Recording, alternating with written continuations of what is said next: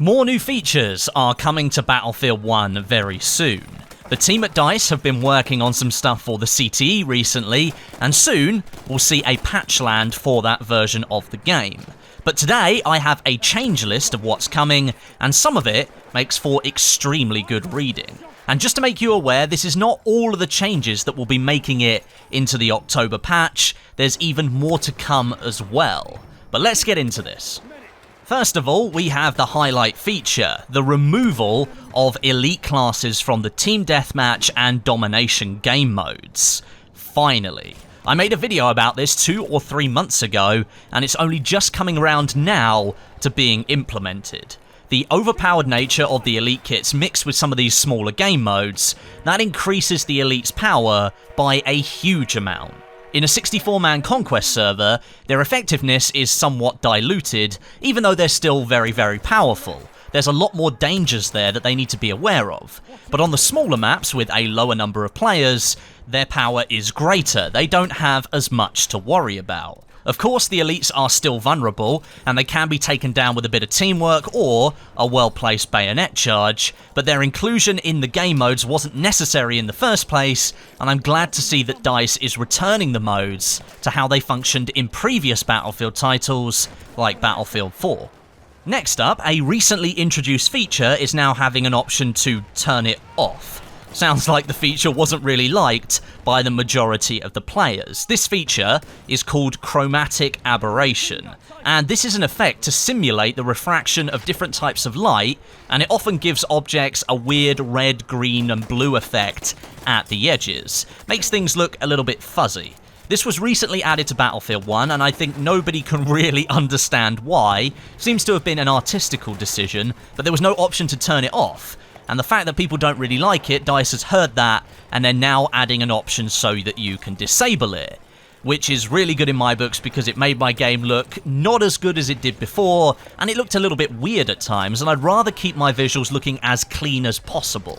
There will also be a toggle to turn on and off the film grain as well, and that's another thing that can get in your way of seeing objects far out in the distance. Anything to keep my screen a little bit clearer, I'll be turning those things off. Another visual effect that's being fixed is motion blur. You can slide this thing around in visual settings at the moment, and like most other players, I have it set to 0% because motion blur affects my graphics performance. But actually, this didn't get rid of motion blur entirely. DICE has now fixed that, so when this patch lands, you can set your slider to 0%, and motion blur will be totally disabled.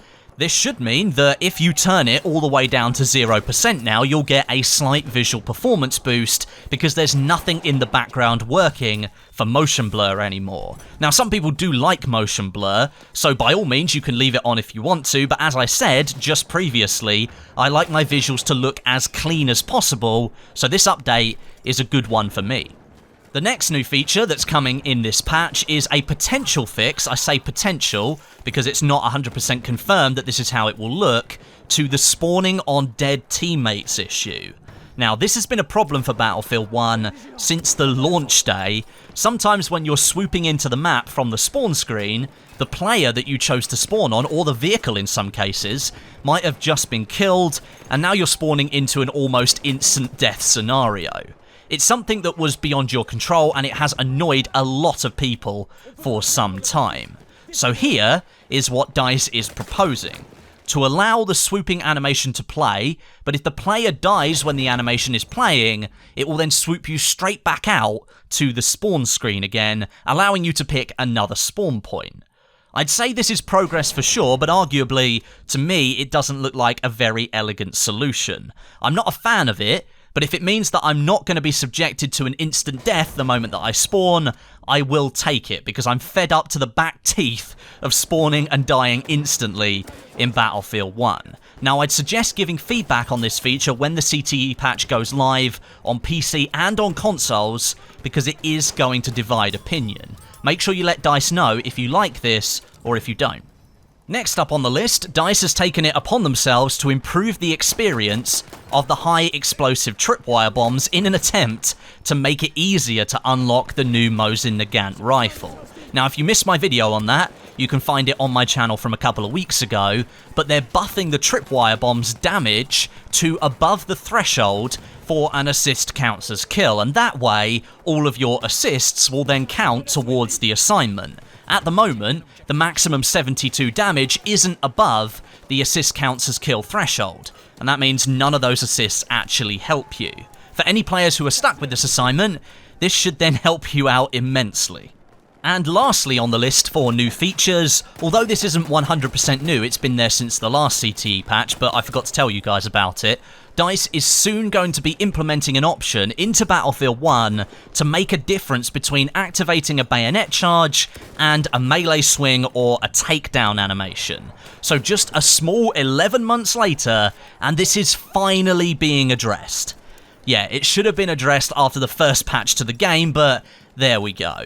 A toggle will be present in control settings specifically designed to allow either a button press or a button hold to be used to activate a bayonet charge. If you set it to hold, that means you only have to click for a melee and hold for a bayonet charge. It's not a different button, but it does solve the problem of accidentally activating a bayonet charge when all you wanted to do was melee somebody. Thank God this is finally here. Now, lots of these changes are what I like to call quality of life improvements, fixes and changes that improve the overall experience, and they introduce some new features to make things feel better overall. But that doesn't mean they're any less important. I'd argue some of these points are more important than brand new content at the moment. Removing frustrations like mistaken bayonet charges will make gameplay feel more fluid overall, and that's a good thing considering Battlefield 1 is nearly a year old and it's got some serious competition in Destiny 2 and Call of Duty World War II at the moment. I'd like to know what you think of all this today, so leave me some comments down below and maybe leave me some suggestions for other things that you think DICE needs to fix. This CTE patch has now dropped, and I'll be using footage of that in some of my other videos moving into the future. But thank you very much for watching, and until next time, my name is Westie, and I'll catch you guys in the next video.